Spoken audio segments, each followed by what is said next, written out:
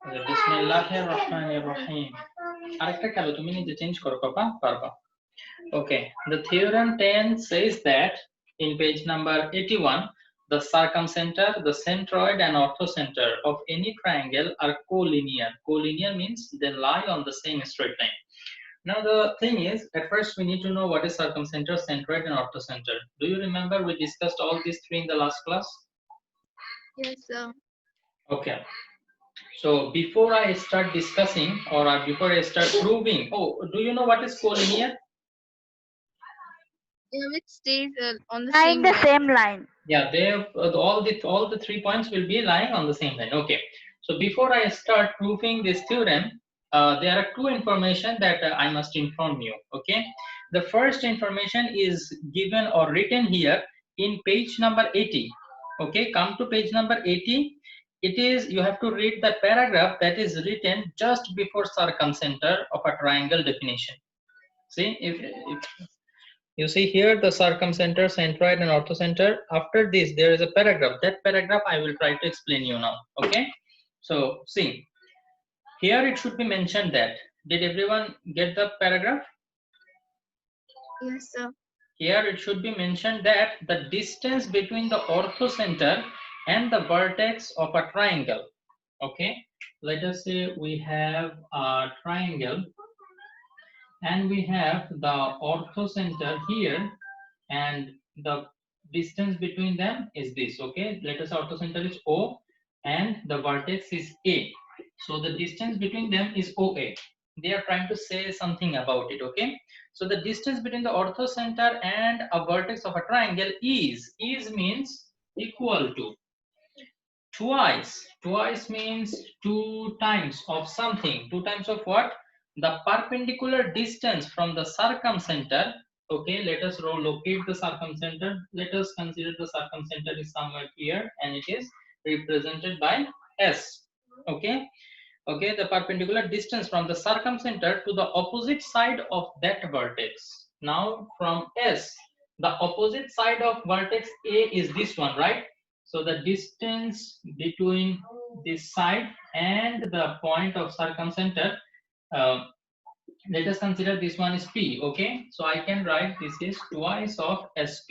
Did you understand? This distance will be 2 times of this distance. I will explain again. Listen to it. The distance between the orthocenter and a vertex of a triangle is twice of the distance between the circumcenter and the opposite side of that vertex. যে ভার্টেক্সটা আমরা অর্থোসেন্টারের সাথে connect করছি তার opposite যে side সেই সাইডের থেকে ইয়ের ডিসটেন্স কি সার্কামসেন্টার distance SP. Did you understand? We can write it. Clear? Yes, sir. Can you please explain again? I didn't. Okay, no problem. Okay, so if you go through the line, the distance between orthocenter, here is the orthocenter, and a vertex of a triangle. This is a vertex of a triangle. The distance between them is OA, as I have written here. Then they have written it is twice. Is means equal to and twice means 2 times. 2 times of what? 2 times the perpendicular distance. The perpendicular distance, this distance, okay, between which 2 points? Distance from the circumcenter, okay, from the circumcenter to the opposite side of that vertex. We already considered this vertex, right? So the opposite side of this vertex is this one. So the perpendicular distance from the circumcenter to this side, okay, twice of this. Understood now?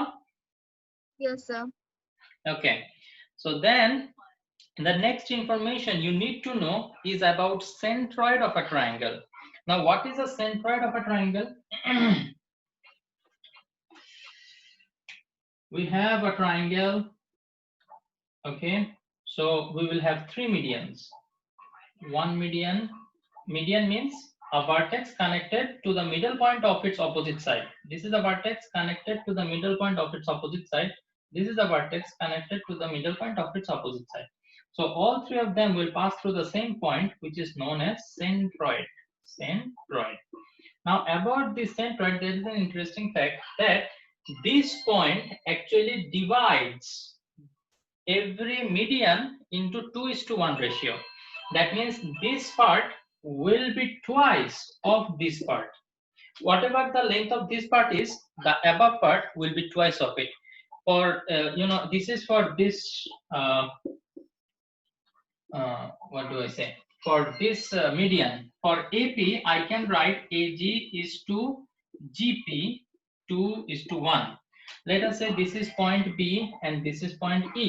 So for this median, we can see that this is the longer part. So this will be twice of this part, of the rest part. Okay, so I can write BG is to GE will be 2:1. Okay, so the next one you will tell me. Okay, here Jobil bolbe, Jobil, C, and let us say this is F. So what I can write? GC is to GF equal to 2:1. GC is to ki bolla? GF equal to 2:1. GF na? Acha Jobil, এগুলা তাইলে ওকে। Sir GF বলছি। হ্যাঁ তাই তো, এটা FGও বলতে পারতা, কিন্তু তুমি GF কেন বললা? বুঝতেছি, এগুলা তাইলে পড়ালেখার সময় শুধু পড়ালেখা, কোনো GF এর কথা মনে করা যাবে না। দুষ্ট ছেলে পেলে কোথায়? আপনি দুটো থিঙ্কিং করতেছেন কেন?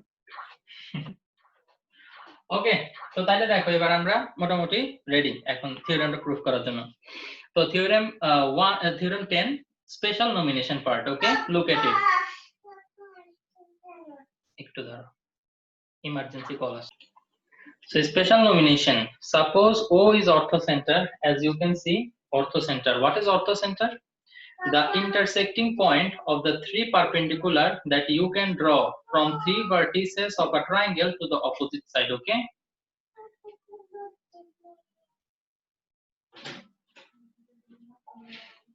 What is its two? orthocenter is, the, do you remember what orthocenter is? Wait.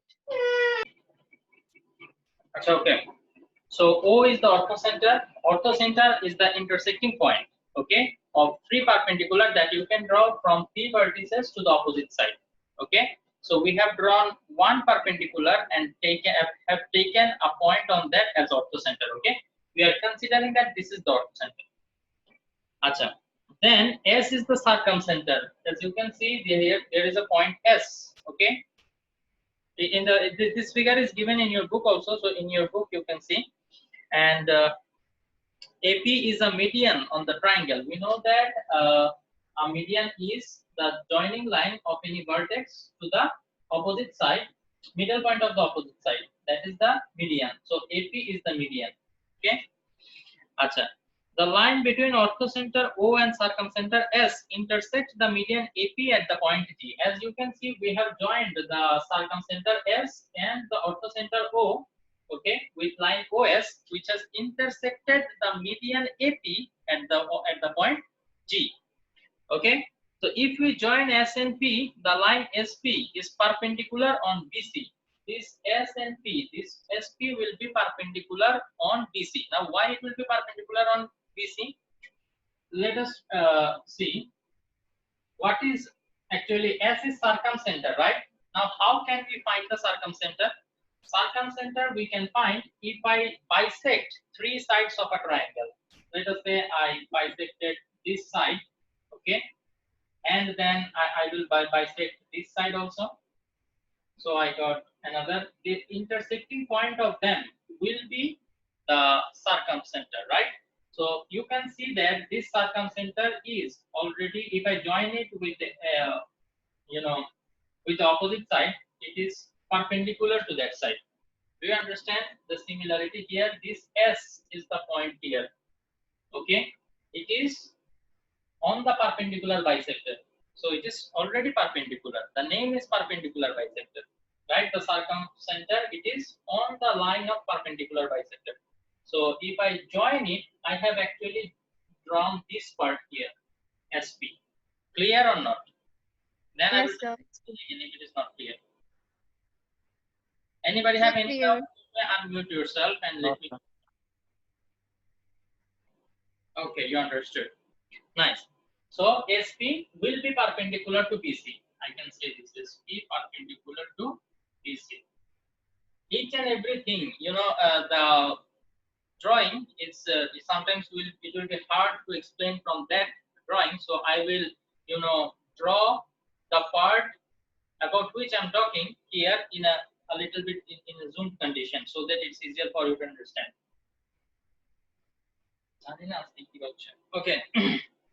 So it is enough to prove. Yes.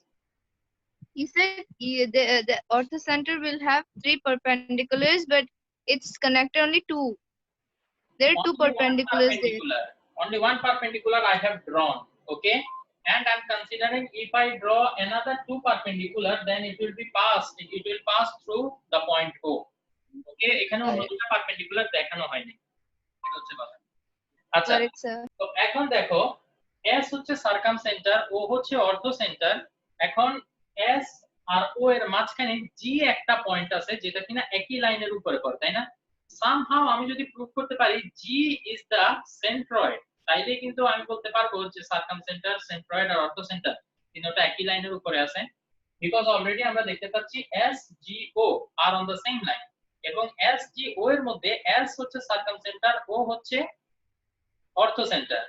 Somehow I'm going to prove করতে পারি G is the centroid, then my work is done, right? Yes, sir. Okay, so let us try to prove that G is centroid. Acha, how can we prove that centroid? I already told you an interesting fact about this centroid, right? Which actually divides the median into 2:1 ratio, right? So as you can see, the median is AP and G is the centroid. So somehow if I can prove that AG is to GP is equal to 2:1, that is the point G is dividing AP into 2:1 ratio, then I can say, okay, G is the centroid, right? So my main target is now to prove this AG is to GP equal to 2:1. If I can prove this, I can say this point G is on the median AP and it is dividing the median AP into 2:1 ratio. So as a result, G can be considered as the centroid. And if G is the centroid, then clearly circumcenter, centroid, and the orthocenter, all three of them will be collinear. Acha, now prove. OA is the distance between the vertex A. OA is the distance between the vertex A and the orthocenter. Yes, we can see that. OA.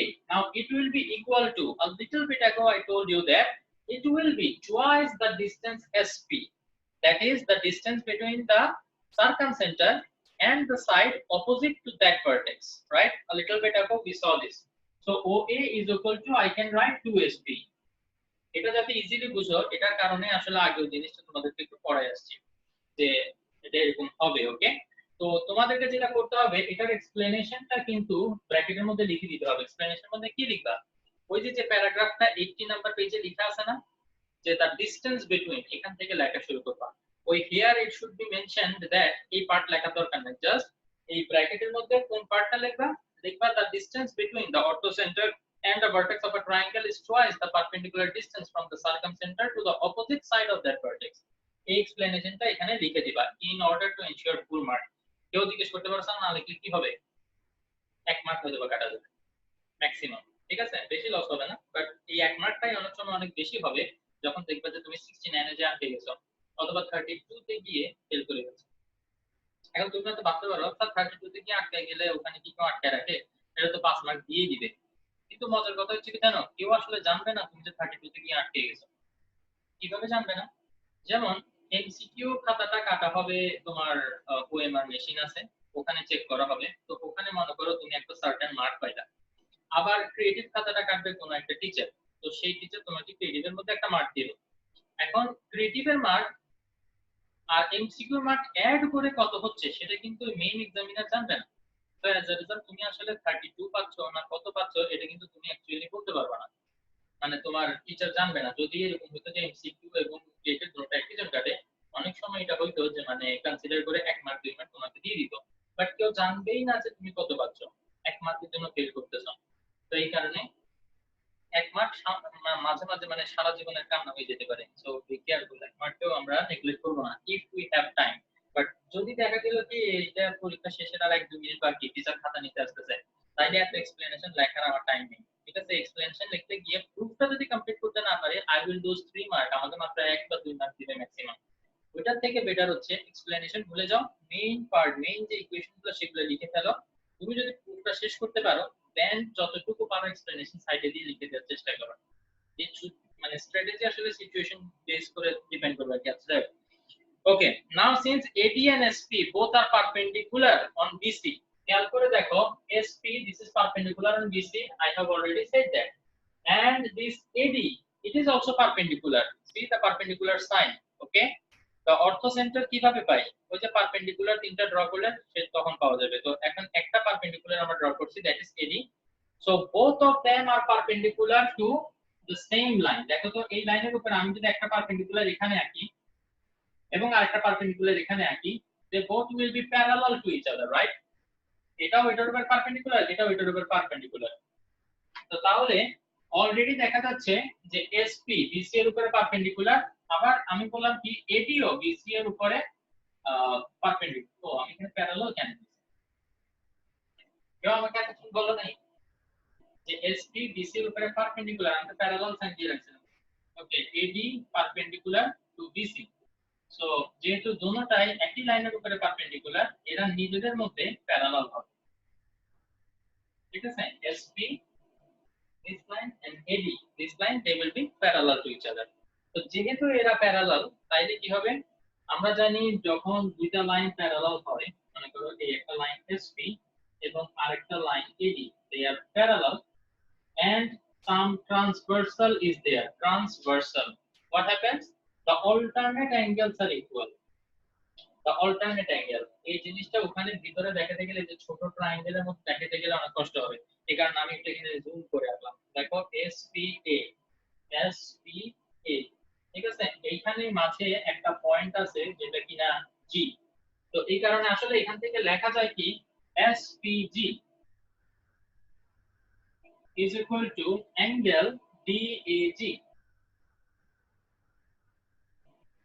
Okay? DAG ও লেখা যায়, আবার চাইলে যে এখানে O আছে OAG ও লেখা যায়। Ultimately এই পয়েন্ট, এই অ্যাঙ্গেল দুটো বুঝাইতে পারলেই হবে। এই বলছি, বুঝতে পারছো? সো DAG লিখি অথবা OAG লিখি, সেম, কোনো সমস্যা নেই। এন্ড এটার এক্সপ্লেনেশনে লিখে দিতে হবে অল্টারনেট অ্যাঙ্গেল। কেন? কারণ এই দুটো লাইন প্যারালাল, দুটো লাইন প্যারালাল এবং তাদেরকে একটা ট্রান্সভার্সাল ইন্টারসেক্ট করছে, so as a result opposite সাইডে যে অ্যাঙ্গেলগুলো ক্রিয়েট হবে সেগুলো ইকুয়াল হবে এবং তারা অল্টারনেট অ্যাঙ্গেল হবে। ওকে, ক্লিয়ার এতটুকু পর্যন্ত? জি স্যার। আচ্ছা, তো এরপরে আমরা দুইটা ট্রায়াঙ্গেল নিয়ে কাজ করব এখানে। কোন দুইটা ট্রায়াঙ্গেল? একটা হচ্ছে SPG, যদি এখানে বুঝতে সমস্যা হয় তোমরা তোমাদের বইতে দেখতে পারো। SPG এটা হচ্ছে এই যে ছোট ট্রায়াঙ্গেলটা SPG, আমি এটা একটু এখানে আলাদা করে ড্র করি। এটা হচ্ছে SP, ওকে, এটা হবে AB এবং P এর সাথে যদি আমি A কানেক্ট করি, তারপর আবার কিভাবে S এর সাথে আমি O কানেক্ট করতে পারি। এখানে হচ্ছে O, এটা হচ্ছে S, আর এদের মাঝখানে যে ইন্টারসেক্টিং পয়েন্ট সেটা হচ্ছে G, ঠিক আছে? তো তাইলে যে দুইটা ট্রায়াঙ্গেল নিয়ে আসলে আমরা এখানে কাজ করব সেটা হচ্ছে,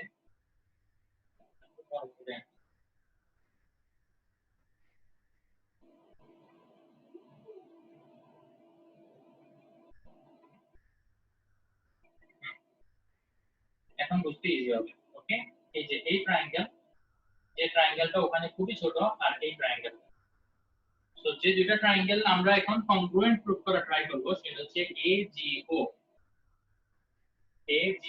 আর একটা হচ্ছে SPG and triangle SPG। এই দুইটা ট্রায়াঙ্গেলের মধ্যে আমরা কি কি ইকুয়াল লিখতে পারি?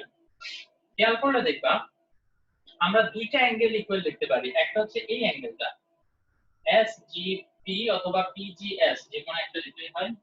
PGS ইকুয়াল টু এটার ভার্টিক্যালি যে opposite AGO, very good, AGO এটা ভার্টিক্যালি অপোজিট অ্যাঙ্গেল। আবার এখানে আরো দুইটা অ্যাঙ্গেল আমি ইকুয়াল বলতে পারি, সেটা হচ্ছে এই অ্যাঙ্গেল আর হচ্ছে এই অ্যাঙ্গেল ইকুয়াল হবে, কারণ একটু আগে আমি ওদেরকে অল্টারনেট অ্যাঙ্গেল বলে প্রুফ করছি। তাহলে আমি লিখব SPG is equal to angle OAG। তো দুইটা অ্যাঙ্গেল আমি ইকুয়াল প্রুফ করে ফেলছি। এখন আমার কি করতে হবে, যদি কংগ্রুয়েন্ট না, সরি, আমরা এখানে এটা ইকুইঅ্যাঙ্গুলার প্রুফ করা ট্রাই করব। ইকুইঅ্যাঙ্গুলার মানে তিনটা অ্যাঙ্গেল আর একটা ট্রায়াঙ্গেলের তিনটা অ্যাঙ্গেলের ইকুয়াল। তো দুইটা অ্যাঙ্গেল অলরেডি ইকুয়াল হয়ে গেছে, তো থার্ড অ্যাঙ্গেলের আর কোনো চয়েস নাই, ওটাও ইকুয়াল হইতেই হবে। এই জিনিসটা কি তোমাদেরকে বুঝাইছিলাম যে মানে একটা ট্রায়াঙ্গেলের দুইটা অ্যাঙ্গেল যদি অন্য ট্রায়াঙ্গেলের দুইটা অ্যাঙ্গেলের ইকুয়াল হয়, তাহলে থার্ড অ্যাঙ্গেলটা অটোমেটিক্যালি ইকুয়াল হয়।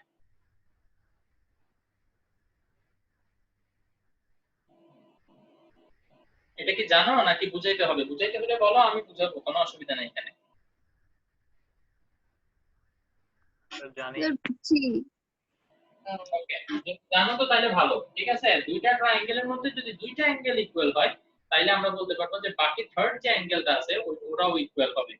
আচ্ছা, তো যেহেতু দুইটা অ্যাঙ্গেল এখানে ইকুয়াল হয়ে গেছে, তাহলে অটোমেটিক্যালি আমরা বলতে পারবো so the third angle, already এটা ইকুয়াল বলছি, তাহলে এই অ্যাঙ্গেল আর এই অ্যাঙ্গেল ইকুয়াল হবে, that is PSG, Paris Saint Germain, is equal to AOG। সো তিনটা অ্যাঙ্গেলই কি হয়েছে, একটা দুইটা ট্রায়াঙ্গেল বলে তিনটা অ্যাঙ্গেল ইকুয়াল, তাইলে আমরা এদেরকে কংগ্রুয়েন্ট বলতে পারবো না, বাট আমি বলতে পারবো ইকুইঅ্যাঙ্গুলার। সো দে আর ইকুইঅ্যাঙ্গুলার। এখন ইকুইঅ্যাঙ্গুলার মানে কি, সিমিলার। যদি মনে থাকে যে তিনটা ট্রায়াঙ্গেলে যখন অ্যাঙ্গেল তিনটা ইকুয়াল হয়, তখন তাদেরকে আমরা ইকুইঅ্যাঙ্গুলার বলতে পারি অথবা সিমিলার বলতে পারি। তো ভালো কথা, এটা সিমিলার হয়ে গেল। সিমিলার হইলে সাইডগুলোর ব্যাপারে কি লেখা যায়, they will maintain a common ratio, they will maintain a common ratio, right? So I can write AG is to GP, AG R GP এই দুইটা সাইডের যে রেশিও হবে সেটা OA is to SP এইটার রেশিওর ইকুয়াল হবে, রাইট? এখন একটু খেয়াল করলে দেখবা এই যে OA is to SP এটার ব্যাপারে আমি এখান থেকে কিছু একটা লিখতে পারি। এটা কি লিখতে পারি, আমি যদি SP টাকে সাইড চেঞ্জ করে এদিকে নিয়ে আসি, তাহলে OA by SP is equal to হয়ে যায় 2। সো 2 কে আমি চাইলে 2 ডিভাইডেড বাই 1 এটা আমি লিখতেই পারি। তো তাহলে OA by SP 2 divided by 1 এটা আমি এখানে রিপ্লেস করি, তাহলে AG by GP will be equal to 2 by 1, or I can write AG is to GP equal to 2 is to 1। এটা আমাদের প্রুফ করাটা দরকার ছিল যে G পয়েন্টে AP মিডিয়ানটা 2 is to 1 রেশিওতে ডিভাইডেড হয়েছে। তো এরকম যে পয়েন্টটা হবে সেই পয়েন্টটাকে আমরা সেন্ট্রয়েড বলে জানি। তো G হচ্ছে সেন্ট্রয়েড। তো প্রুফ হয়ে গেছে আমাদের। তোমাদের কারো কোনো ডাউট আছে? না স্যার। ওকে, তো এই হায়ার থিওরেম গুলো আসলে ক্রিটিক্যাল, একটা থেকে একটা ক্রিটিক্যাল, মানে মনে রাখতে অনেক কষ্ট। তো যেটা মনে রাখতে কষ্ট সেটাকে আমরা বেশি বেশি করব, এটাই হচ্ছে কথা। ভয় পাবো না। যদি কোনো একটা জিনিসকে কোনোদিন ভয় পাওয়া শুরু করো, ওই জিনিসটা তোমাকে দেখবা যে সবসময় পিছু দৌড়াবে, ঠিক আছে? দেখবা যে একটা মজার জিনিস, মনে করো তুমি কুকুর ভয় পাও, রাস্তায় নামলেই তুমি দেখবা যে প্রত্যেক দিনে কুকুর চলে আসে, এবং তুমি অন্য কারো পিছনে দেখবা যে যাবে না, রাস্তায় এত মানুষ সবাই সুন্দর মতো হেঁটে যাচ্ছে, কারো পিছনে কুকুর যাচ্ছে না, তুমি কুকুর ভয় পাও না, দেখবা যে তুমি হাঁটতেছো না, কুকুরটা কি একটা অদ্ভুত কারণে তোমার পিছনে পিছনে হাঁটা শুরু করে দিবে, ঠিক আছে? তুমি যেভাবে যাবা ও সেভাবে যাবে। এটা অনেকের ক্ষেত্রে হয়। কিভাবে জানি? ওরা ভয়টা সেন্স করতে পারে। হ্যাঁ, আমার কেসে প্রতিদিন হতো। আমি আগে টিউশনে পড়তাম, তো আমি হাঁটে হাঁটে মাঝে যাইতাম, প্রত্যেক সময় কুকুর পিছনে থাকতো। কুকুর আসলে আমার মনে হয় এগুলো সেন্স করতে পারে। শুধু কুকুর না, যে কোনো জিনিসই তুমি যেটা ভয় পাবা সেটা দেখবা তোমাকে ফলো করা শুরু করবে। তুমি এটা থেকে বাঁচার অনেক চেষ্টা করবা, কিন্তু বাঁচতে পারবে না। এটা তোমাকে চেস করতে হবে। একদম ঠিক স্যার, ভাগলে আরো দৌড়ানো শুরু করে পিছে দিয়ে। হ্যাঁ, ভাগলে দৌড়ানো পিছে যদি দৌড়ানো শুরু করো, কুকুর যদি পিছনে তুমি দৌড়ানো শুরু করো, তুমি শেষ। ও আগে ধরে দৌড়ায় আসে তোমাকে ইয়া করে ফেলবে। তুমি হাঁটতেছো, দ্যাট ইজ বেটার। তুমি পিছে দিকে তাকায় একটু ভয় দেখালে চলে পিছন যায়। দিকে না তাকায় তুমি তো সোজা হাঁটে চলে যেতে হবে, কিন্তু আমরা পিছন দিকে না তাকায় হাঁটতে পারি না। আমরা খালি একটু পর ঘুরে দেখি কুত্তাটা আসতেছে কিনা, আস্তে হ্যাঁ স্যার, ভয়ই তো শেষ হয়ে যায়। তখন এবার দৌড়ানো শুরু করো, দৌড়ানো শুরু করলে কুকুর আরো জোরে তোমাকে দৌড়াবে। আমার ক্লাস মানে একদিন স্কুল মিস যে করছিলাম জিনিসটা এই ভয় কারণে। পাওয়া থেকে যদি যত পালানোর চেষ্টা করবা সেটা তত বেশি তোমাকে অ্যাটাক করবে। তো এই কারণে যেটা করতে হবে কি জানো, ভয়টা দূর করে ফেলতে হবে। কিভাবে ভয়টা দূর করবা? বারবার প্র্যাকটিস করতে হবে। তো সেটা আবার মনে করিও না যে আমি তোমাকে এনকারেজ করতেছি কুকুরের সামনে যে দাঁড়ায় দেখো, এটা এনকারেজ করতে আমি জাস্ট পড়ালেখার কথা বলতেছি। যে জিওমেট্রি তুমি ভয় পাও, তুমি জিওমেট্রিটা বারবার প্র্যাকটিস করো, করে দেখো। আজকে পড়তেছো, কালকে ভুলে যাচ্ছ, কালকে আরেকবার রিভিশন দাও, পরশুদিন ভুলে যাচ্ছ, পরশুদিন আরেকবার রিভিশন দাও। তুমি কতদিন আর এটা তুমি ভুলবা দেখি বলো? কতদিন ভুলতে পারবা? নিজেকে বলবা যতবার ভুলবো ততবার করবো। কিভাবে আটকাবে আমাকে? আটকাতে পারবে না। যারা চেষ্টা করবে তাদেরকে আটকাতে পারবে না। তো ঠিক আছে, এরপরে 9 পয়েন্ট সার্কেলটা আজকে আমার বোঝানোর ইচ্ছা ছিল, বাট ঠিক আছে 9 পয়েন্ট সার্কেলটা অন্তত বলি, হয়তো ব্রাহ্মগুপ্তাস থিওরেমটা আজকে হবে না। ওকে, নেক্সট দিন আমরা ব্রাহ্মগুপ্তাস থিওরেম আর টলেমিস থিওরেম এটা নিয়ে পড়বো। আজকে একটু 9 পয়েন্ট সার্কেলটা কি সেটা একটু বুঝার চেষ্টা করি। এটা 2 মার্কের জন্য এ তে আসে। তো 9 পয়েন্ট বলতে বোঝাই যাচ্ছে যে এখানে 9টা পয়েন্টের মধ্যে দিয়ে যাবে এরকম একটা সার্কেল ড্র করতে হবে। এই 9টা পয়েন্ট কি কি সেটা জানাটাই হচ্ছে কথা। এই 9টা পয়েন্টের কথা যদি মনে রাখতে পারো, এবং সবচেয়ে মজার কথা হচ্ছে এটা ট্রায়ো, মানে এই ধরনের তিনটা আছে, আরেক ধরনের তিনটা আছে, আরেক ধরনের তিনটা আছে। তো এই ধরনটা জানতে হবে। ঠিক আছে, তিনটা ধরন মনে রাখলে বলে দিবা যে middle point of this, middle point of this, 6টা হয়ে গেছে, আবার মিডল পয়েন্ট অফ দিস, এভাবে করে করে আসলে হয়ে যায়। তো ঠিক আছে, দেখো আসলে আমরা 9 পয়েন্ট সার্কেলটা একটু বোঝার চেষ্টা করি, যেটা এখনো 3-4 মিনিট সময় বাকি আছে আমাদের। আচ্ছা, এটা পড়ানোর সময় আসলে ক্লাসে অনেক ডিস্টারবেন্স হয়েছে, তো আনএক্সপেক্টেড, বাট এটা লাইভ, তুমি কোনো কিছুকে ডিনাই করতে পারবে না। ঠিক আছে, এগুলো নিয়ে আসলে আমাদের চলতে হবে।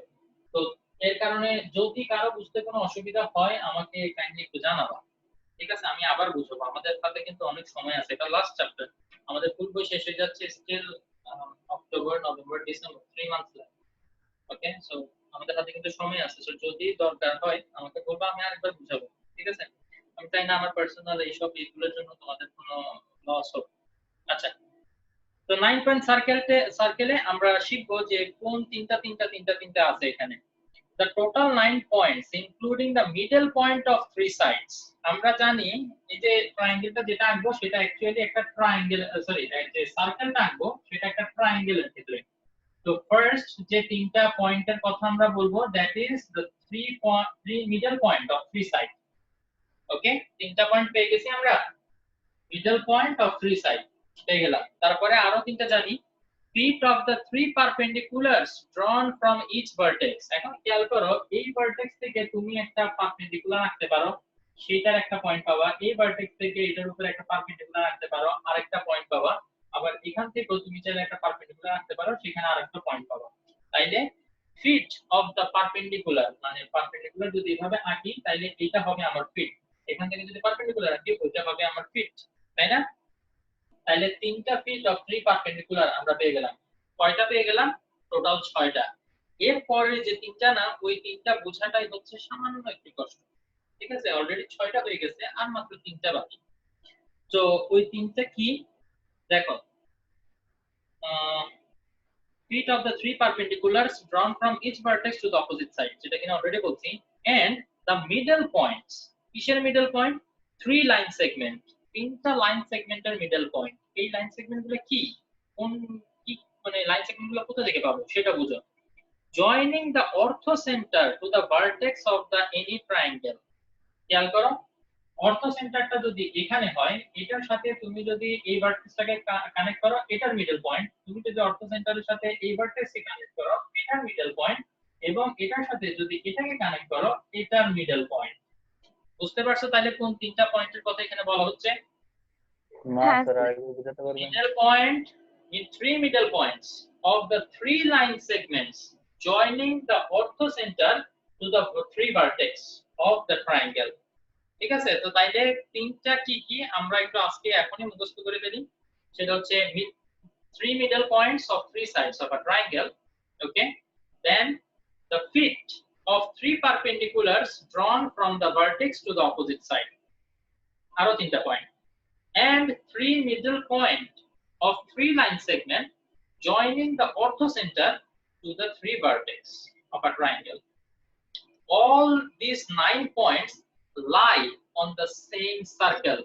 all these 9 points will lie on the same circle. আমি যদি এটার মধ্য দিয়ে একটা আসলে সার্কেল এখন আঁকতে যাই, এটা সার্কেল তো হবে না, এটা মানে কি বলবো, একটা ভয়াবহ লেভেলের শেপ হয়ে যাবে, যেটা দেখে তোমরা ভয় পাইতে পারো। তো আমি তারপরে সাহস করে একটু এঁকে ফেলতেছি।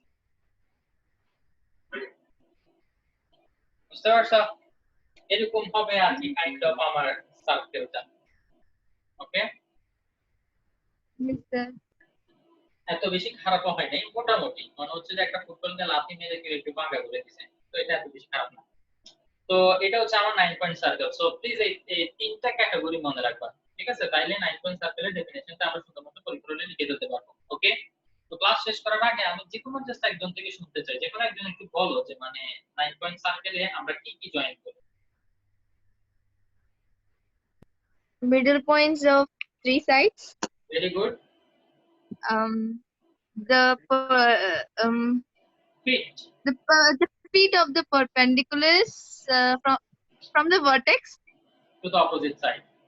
to the opposite side, okay, and the middle point of the middle point of the line segments joining from the orthocenter. I mean, joining the orthocenter to the vertices. হয়ে গেছে বাস। ওকে, ভেরি গুড, হ্যাঁ। Thank you very much. তো তাইলে এই জিনিসটা ডেফিনেশনটা বাসায় যদি তোমরা আর মাত্র এক দুইবার লেখো, তাইলে তোমাদের ইনশাআল্লাহ আমার মনে হয় মুখস্থ হয়ে যাবে। এবং চেষ্টা করবা এইরকম একটা ফিগার নিজে ড্র করতে, ঠিক আছে? অ্যাকচুয়ালি একটা ট্রায়াঙ্গেল এঁকে, এটা একটা হোমওয়ার্ক হিসেবে নাও তোমরা, ঠিক আছে? আমাকে সবাই ছবি পাঠাবা, একটা ট্রায়াঙ্গেল আঁকবা, ওইটার জন্য 9 পয়েন্ট এটা বের করে এটার মধ্যে দিয়ে একটা সার্কেল আঁকার চেষ্টা করবা, এঁকে আমাকে পাঠাবা। ওকে, দেখি কে ফার্স্ট হতে পারে। Okay, thank you very much, see you in the next class ইনশাআল্লাহ। আসসালামু আলাইকুম ওয়া রাহমাতুল্লাহি ওয়া বারাকাতুহু। Assalamualaikum.